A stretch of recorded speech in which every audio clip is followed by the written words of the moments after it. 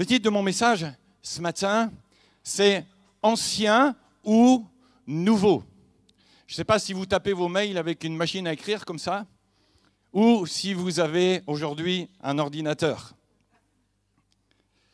Ancien ou nouveau. Je ne sais pas si vous avez une ancienne voiture ou une nouvelle. Les premiers SUV dans les années 70, et puis ceux qu'on voit aujourd'hui. Je ne sais pas laquelle vous préférez. Je ne sais pas si vous avez un vieux téléphone ou si vous avez le tout dernier smartphone. Je ne sais pas, mesdames, si vous avez une vieille robe ou si vous préférez une nouvelle. Une vieille fripe ou une belle robe toute nouvelle? Eh oui, bien sûr. Peut-être que aussi, vous avez envie de changer la cuisine. Et peut-être d'avoir, est-ce qu'on reste sur une ancienne cuisine, la vieille cuisine, ou est-ce que vous voulez une nouvelle cuisine? Est-ce que vous voulez vivre dans l'ancienne alliance ou est-ce que vous voulez vivre dans la nouvelle alliance? Est-ce que vous voulez vivre Romains chapitre 7 ou Romains chapitre 8? Dixit David Gay il y a 15 jours. Vous pourrez écouter le message si vous ne l'avez pas écouté. Sur quoi est-ce qu'on focalise notre vie? Je voudrais ce matin partager un message d'espérance et porter intérêt à tout cela. Regardez avec moi dans Ésaïe, au chapitre 43, versets 18 et 19. Et regardez ce que Dieu dit. Ne pensez plus aux événements passés et ne considérez plus ce qui est ancien. Voici, je vais faire une chose nouvelle, sur le point d'arriver. Ne la connaîtrez-vous pas? Question. Je mettrai un chemin dans le désert et des fleuves dans la solitude. Vous savez, le passé peut gâcher votre avenir. Dieu dit ici à son peuple, oubliez les choses anciennes et ne considérez pas les événements d'autrefois. Pourquoi? Parce que le passé peut être négatif. Il peut nous retenir dans la douleur, dans ce qui n'a pas été guéri. Il peut nous maintenir dans le découragement, dans le fait d'être incrédule par rapport à ce que Dieu est capable ou veut faire. Il peut nous amener ou nous garder dans notre culpabilité, en face de nos failles, en face de nos faiblesses, en face de nos limites. Il peut nous maintenir dans le statu quo, dans la timidité. Je ne fais rien, je n'ose pas, je ne sais pas, je ne crois pas. Le passé peut nous garder aussi dans la comparaison. Ah oui, mais je regarde un tel, je vois lui, je vois elle, et moi je ne suis pas comme lui, je ne suis pas comme elle. Ou alors, il peut aussi nous garder dans la nostalgie. Ah, de mon temps, c'était mieux. Vous n'avez pas entendu ça? Oui, de mon temps, on faisait comme si. Avant, c'était comme ça. On priait comme si, on priait comme ça, on faisait les louanges comme si, on faisait comme ça, les réunions, c'est comme si. Mais ça, c'était avant. Vous savez, vous avez déjà vu les publicités avant et après. Voilà, c'est ça. Et bien souvent, c'est quand même mieux après qu'avant. Non? Vous n'avez pas remarqué? Après, on peut être aussi, justement, bloqué dans un passé positif. C'est-à-dire qu'on reste focalisé sur les victoires acquises. On reste sur ça. On reste sur les promesses accomplies et on s'accroche. On reste sur des connaissances acquises sans forcément désirer aller plus loin. Et ceci, ça nous amène aussi à rester dans notre passé.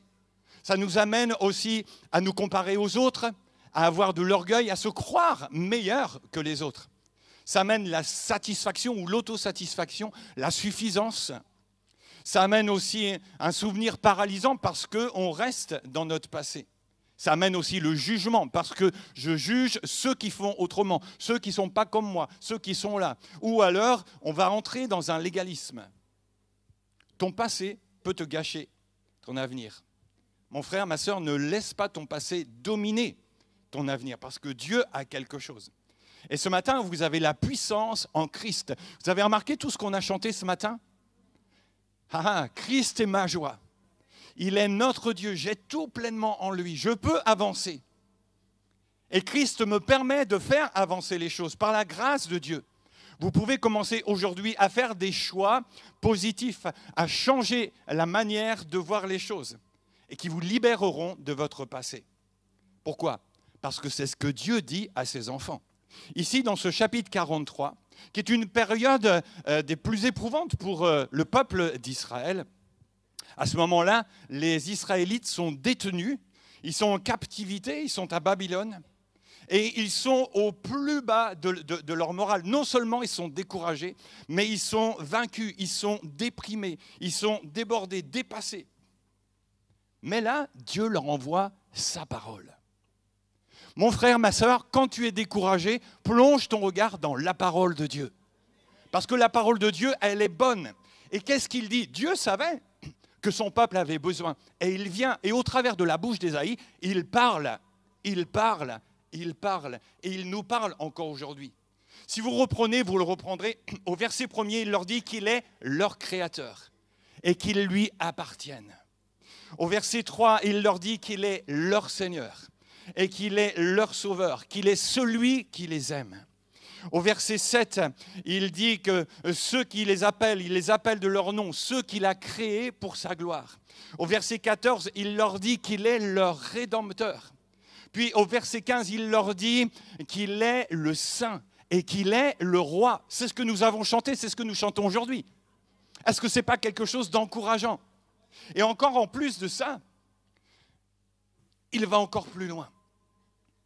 Est-ce que ce n'est pas rassurant?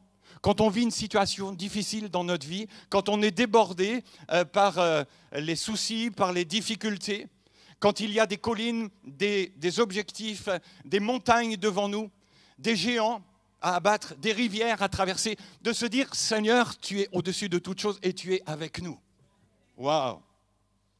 Le Seigneur leur rappelle au verset 16 et au verset 17 qu'il a été là et qu'il les a sortis de l'esclavage, qu'il les a amenés dans la victoire et qu'il a tracé une route pour eux, qu'il les a délivrés et qu'il a même enterré, je ne sais même pas, on ne peut pas dire ça enterré parce que c'était dans la mer, je ne sais pas, emméré, je ne sais pas si ça existe. Il les a noyés, il a noyé les ennemis et ils sont entrés et ils sont sortis sains et saufs. Mon frère, ma soeur, je voudrais te dire ce matin que Dieu est avec son peuple. Dieu est avec ses enfants. Dieu est tout puissant. Et Dieu est tout suffisant. Dixit, la prédication de David Mastriforti dimanche dernier. Si vous n'étiez pas là, allez voir sur le YouTube de l'église, vous verrez. La nouvelle délivrance, elle est là. Jésus l'amène, Dieu l'amène, la manifestation de la puissance de l'amour de Dieu qui éclipse l'ancienne alliance pour nous amener, déjà pour prophétiser et amener la nouvelle alliance. Parce qu'il dit qu'il crée un chemin dans le désert. Jésus est le chemin, la vérité et la vie. Il est là avec nous. Il amène la grâce au lieu de la loi. Dieu nous amène le fleuve dans la solitude, les fleuves de son esprit, les fleuves de vie. Des fleuves couleront de votre sein, nous dit la parole de Dieu. Et ça, c'est la puissance du Saint-Esprit en nous. Est-ce que nous aimons le Saint-Esprit? Est-ce que nous désirons, aspirons à cela? Maintenant, je ne crois pas que Dieu leur disait d'oublier ce qu'il était, ce qu'il avait fait. Mais ce qu'il leur dit, c'est de ne pas s'accrocher aux choses du passé, de ne pas vivre dedans, aux événements ou à la manière de faire. Parce que Dieu fait comme il veut. Ne t'assois pas en te remémorant simplement, comme je le disais tout à l'heure, le bon vieux temps. Parce que quelquefois, on est tellement obsédé par notre passé qu'on ne peut pas aller de l'avant. Parce que ça nous bloque. Mais Dieu a surpassé ton passé. Dieu a surpassé ton passé. Il nous appelle, elle nous amène ici à nous attendre à lui, à nous attendre à ce qu'il fait de nouveau. Est-ce que vous aimez ce qui est nouveau? Attends-toi au nouveau de Dieu, surtout quand c'est Dieu qui le fait, parce qu'il a tout et parce qu'il est tout. Il nous dit dans sa parole, je mettrai en vous un esprit nouveau. Il dit ailleurs, chantez-lui un cantique nouveau. Il nous dit encore, on l'appellera d'un nouveau nom. Il nous dit qu'en Christ, nous sommes une nouvelle créature.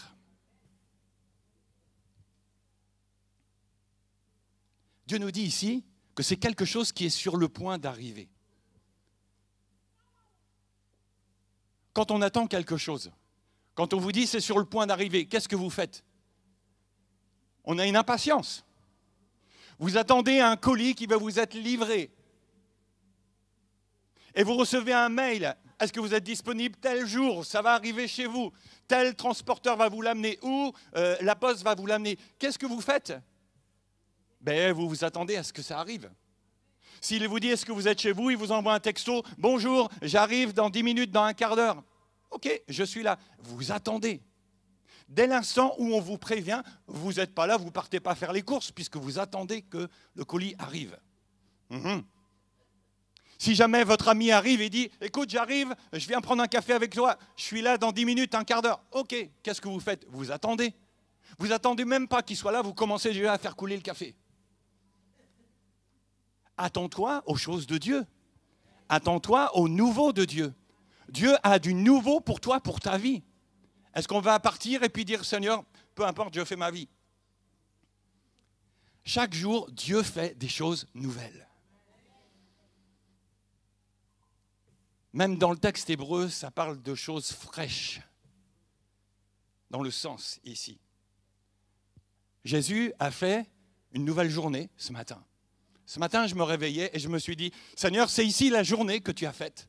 Qu'elle soit pour nous tous un sujet de joie. Christ est ma joie. Ben oui. Lamentation de Jérémie, chapitre 3, verset 23, dit « Ces bontés sont nouvelles chaque jour ». Une autre version dit « Elles sont neuves ». Dieu ne nous donne pas de l'occasion. Dieu nous donne du frais. Dieu, ce n'est pas le bon coin. Ce n'est pas Vinted non plus. C'est du neuf. C'est du frais. Dieu fait une nouvelle saison pour ta vie. Dieu crée de nouvelles personnes sur la terre. Aujourd'hui, il donne naissance à des enfants partout sur la surface de la terre. Il est le Dieu créateur. Dieu est celui qui a préparé pour chacun d'entre nous des projets. Il nous donne une nouvelle vision, une nouvelle dimension. Il nous donne un nouvel horizon. Nouveau par rapport à quoi, vous allez me dire? Parce que Dieu est le même, il ne change pas. Mais Dieu fait comme il veut. Dieu fait quelque chose de nouveau par rapport à ce qu'il a déjà fait pour toi et pour moi. Il ne refait pas forcément la même chose de la même manière. Regardez Jésus dans les évangiles. Regardez à chaque fois qu'il a guéri un aveugle. Vous verrez que tantôt il fait d'une manière, tantôt il fait d'une autre, tantôt il fait encore d'une autre. Le résultat est le même, mais le moyen est différent. Et Dieu nous dit, ne t'attends pas à ce que je fasse d'une certaine manière. Parce que je peux faire, et mes voies ne sont pas tes voies, et mes pensées ne sont pas tes pensées. Mais le Seigneur va faire, et il fait. Les gens qui veulent rester sur l'hier ne comprennent pas le plan de Dieu. Et ce qu'il va faire aujourd'hui, parce qu'il va faire une chose nouvelle. Des fois, nous, on est là et dit « Ah, mais ça ne se passe pas comme avant ». Moi, j'ai de la difficulté avec les programmes informatiques. Je n'aime pas quand ils font les mises à jour, quand ils font des nouvelles versions. Parce que j'ai l'habitude de travailler d'une certaine manière.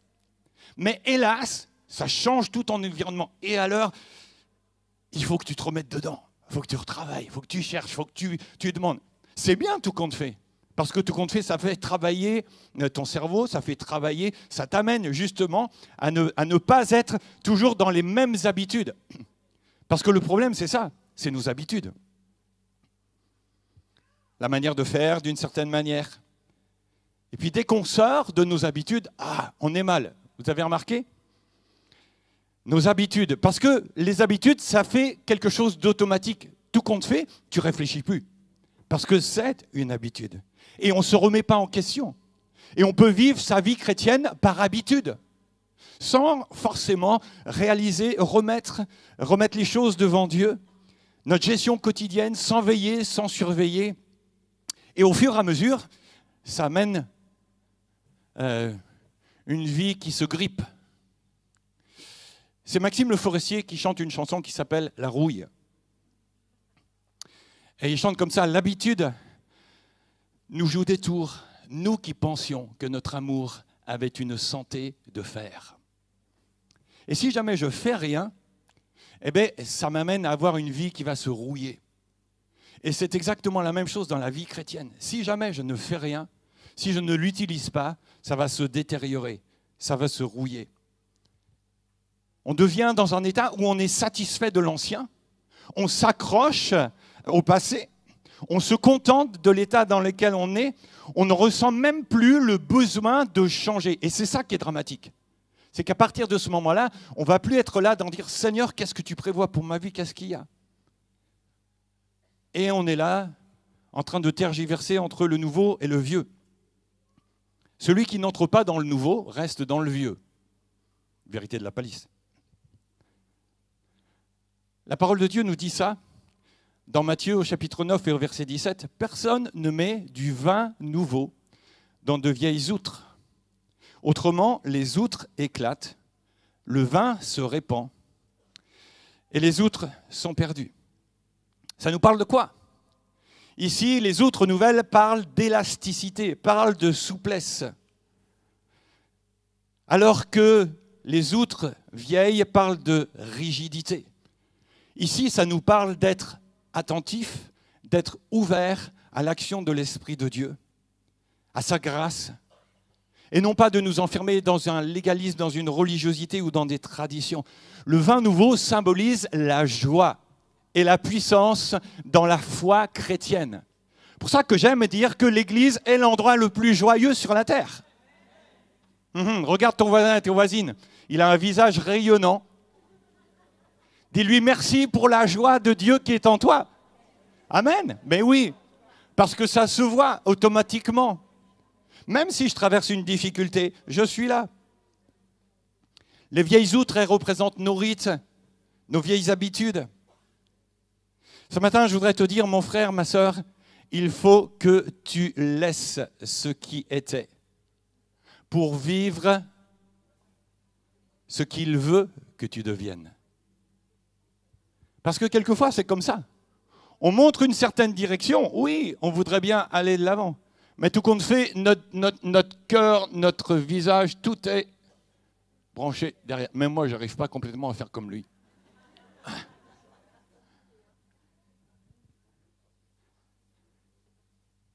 Il faut que tu laisses ce que tu étais. Et ce matin, le Seigneur te le dit aussi. Parce que je fais une chose nouvelle. Pour vivre ce qu'il veut que tu deviennes. Ton ancienne manière de vivre, de réagir, t'accroche pas. Largue les amarres. Un de mes amis, Timothée Patton, a écrit un livre qui s'appelle « Quitte la plage ». Si jamais vous pouvez le trouver, ça se lit en une journée, même pas. Je suis sûr que, allez, un bon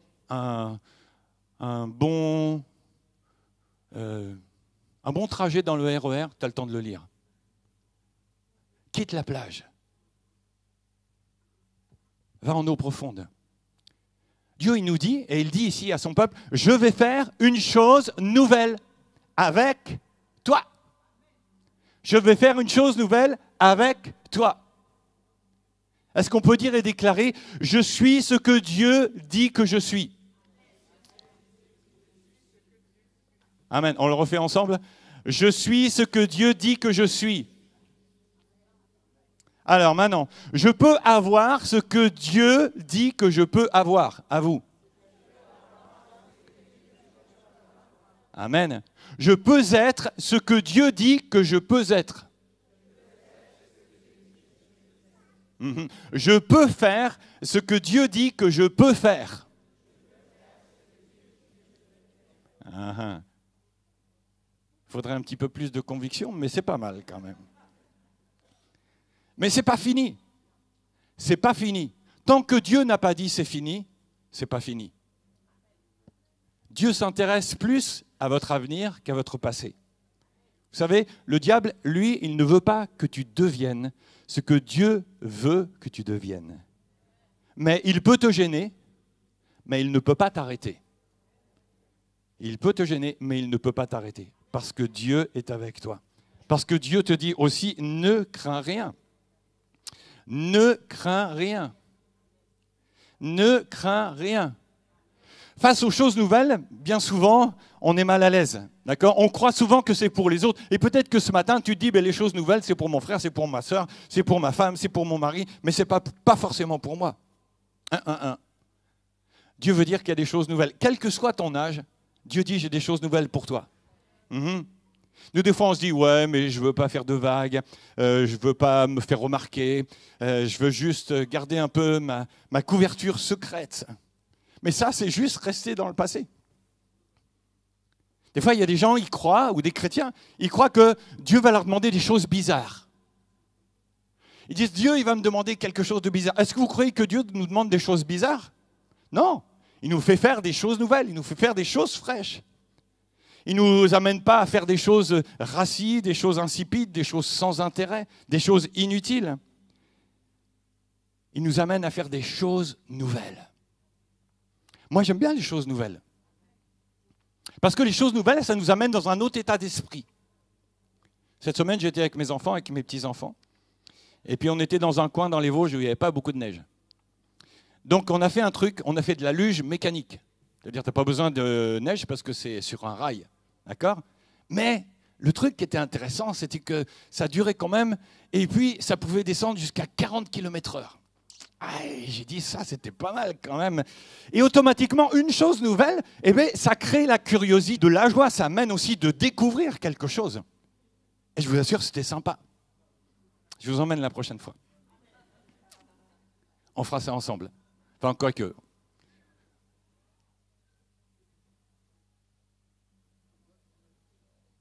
Ça nous amène et ça nous met. Et quand Dieu dit qu'il va faire une chose nouvelle, c'est 100 000 fois plus intéressant qu'un parcours de luge.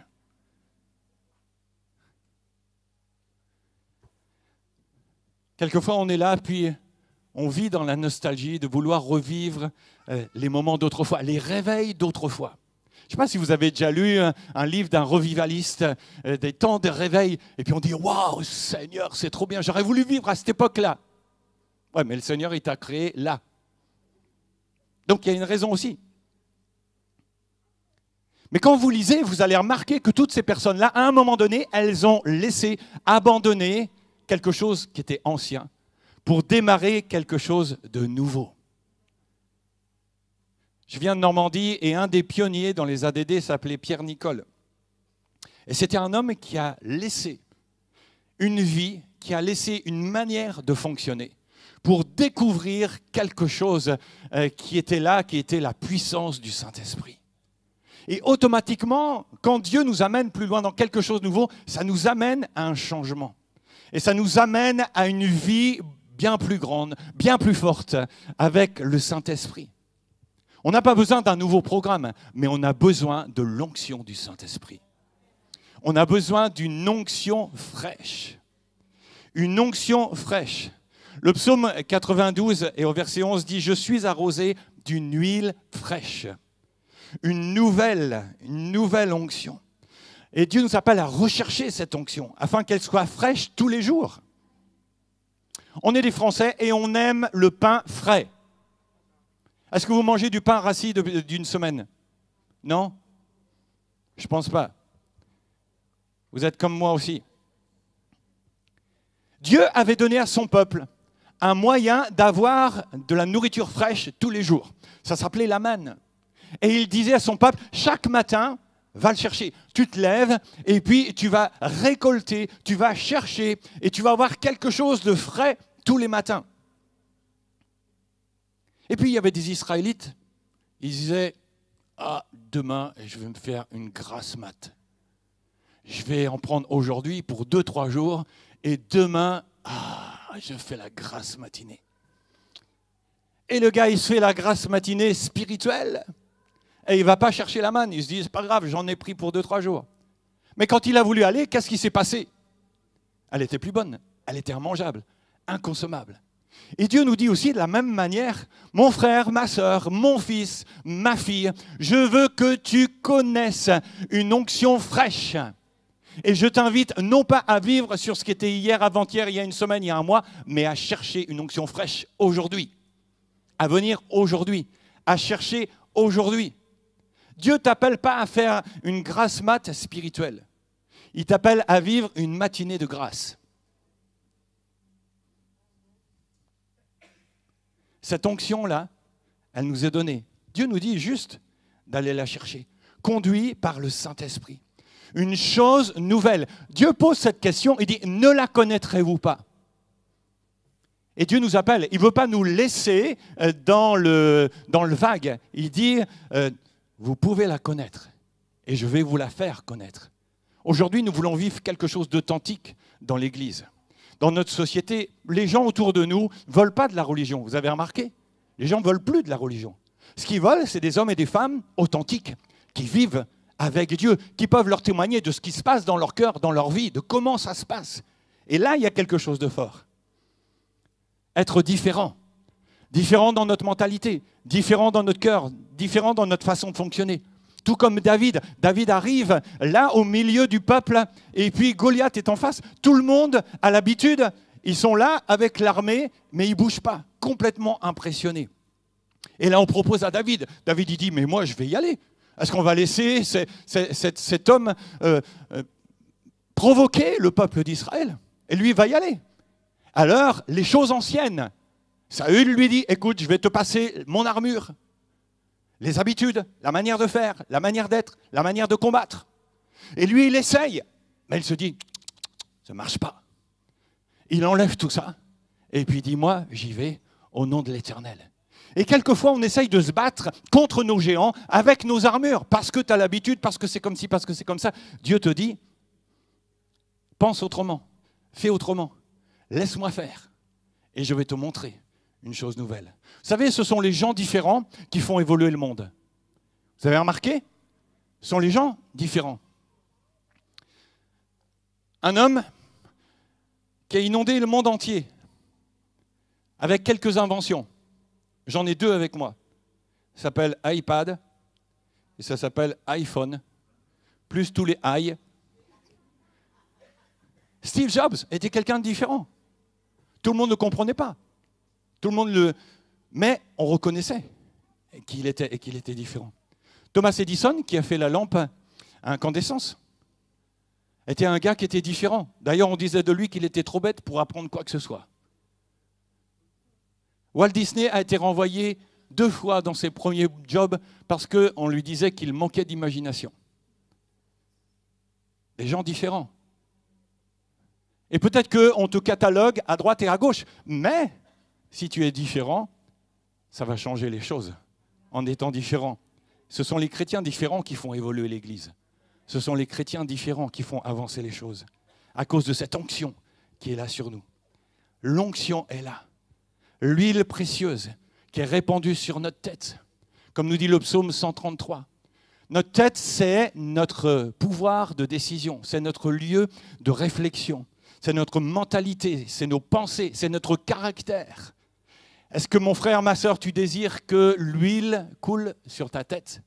Parce que si elle coule sur ta tête et sur ta manière d'être, de fonctionner, de raisonner, de vivre, ça va se voir et se sentir sur tout le reste de ta vie. Vous êtes une maison pour l'Esprit de Dieu, nous dit Éphésiens chapitre 2. Il vit en nous, dans tous les domaines de notre vie. Il est là. Alors je voudrais te dire simplement ce matin, regarde plus haut. Regarde plus haut. Dieu a dit à Moïse, monte avec moi, vers moi, sur cette montagne. Et Dieu nous appelle toujours à monter plus haut. Pourquoi? Parce qu'il nous faut voir plus haut. Comme Dieu. Il nous faut son point de vue. Avec Marie-Jo, il y a un truc qu'on aime bien quand on vient à Clamart. On arrive souvent par le haut de Clamart. Du côté de Béclair, pour ceux qui connaissent. Et puis quand vous descendez la côte, tout en haut là, il y a une vue super sur Paris avec la Tour Eiffel juste en face. À chaque fois qu'on vient à l'église, on voit la Tour Eiffel. Et on voit tout le panorama. Qui ici, en sortant de l'église, peut voir la Tour Eiffel? Personne. Il nous faut juste monter plus haut. Et spirituellement parlant, Dieu nous dit aussi, mon fils, ma fille, monte plus haut. Élève-toi sur les hauteurs de Dieu pour découvrir ses profondeurs. On chante « Ouvre les yeux de mon cœur ». Et on ne veut pas que ce soit juste un chant, on veut que ce soit quelque chose qui soit vécu. Voir les capacités, là où les autres ne les voient pas.